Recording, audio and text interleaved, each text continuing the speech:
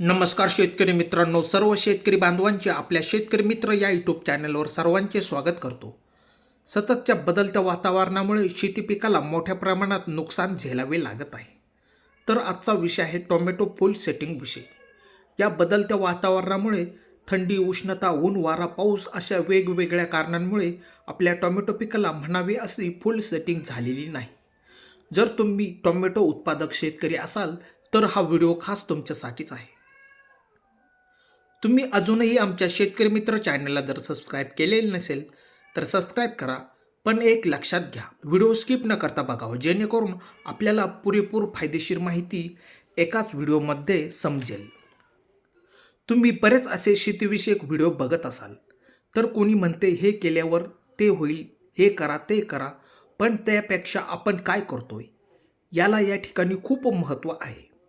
आपण त्याकडे कसे लक्ष देतो व आपल्याला त्या पिकांबद्दल कितपत माहिती आहे, हे या ठिकाणी खूप महत्त्वाचे आहे.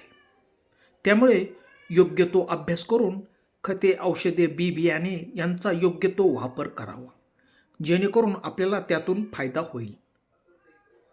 मित्रांनो, साधारणपणे तुमचे टोमॅटो लागवड करून 40 ते 45 दिवसांचे झालेले असेल आणि तुमच्या टोमॅटो प्लॉटमध्ये फुलांची संख्या कमी दिसत असेल किंवा फुले निघालीच नाही, तर आपल्याला चांगली फुल सेटिंगसाठी काही महत्त्वाच्या फवारण्या आहेत, त्या आपल्याला या ठिकाणी करून घ्याव्या लागतील.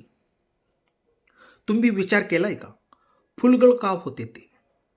तर तुम्ही प्रमाणापेक्षा जास्त कीटकनाशकांची या ठिकाणी फवारणी केलेली असेल तर या ठिकाणी फुलगळ ही नक्की होऊ शकते.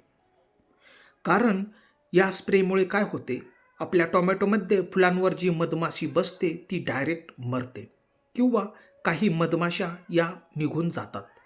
त्यामुळे जे परागीभवन व्हायचे असते ते परागीभवन या ठिकाणी डायरेक्ट स्टॉप होते. याने काय होते, फुलाचे रूपांतर फळामध्ये होते ते होत नाही. तर मित्रांनो, फूल पूर्णपणे वाया जाते. त्यामुळे उत्पादनावर व फळ सेटिंगवर खूप मोठ्या प्रमाणात आपल्याला तोटा सहन करावा लागतो. त्यानंतरचे मित्रांनो कारण आहे, पाऊस जास्त चालू असल्याने फुलगळ जास्त प्रमाणात होते. ती म्हणजे फुलांच्या दांड्यावर पाणी साचून राहते व त्या ठिकाणी ते फूल कमकुवत होऊन ते फूल त्याच ठिकाणी गळून जाते. मित्रांनो, फुल सेटिंगसाठी सर्वात महत्त्वाचे म्हणजे सुरुवातीला योग्य ती खते टाकून टोमॅटोची लागवड करावी.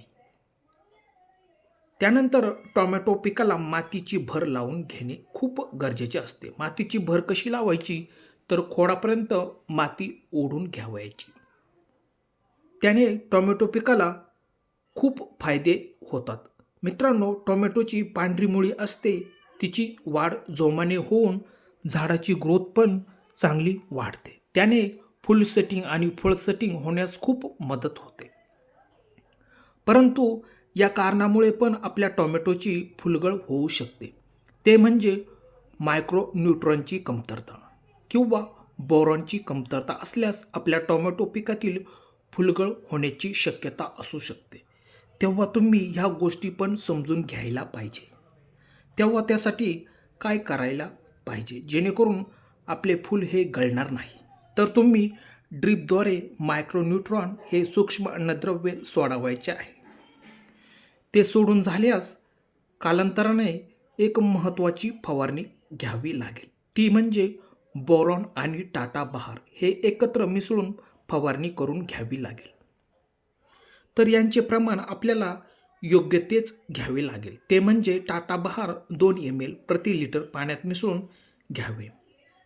त्यानंतर बोरॉन हे तुम्हाला 2 ग्रॅम प्रति लिटर प्रमाणे घेऊन फवारणी करावी लागेल.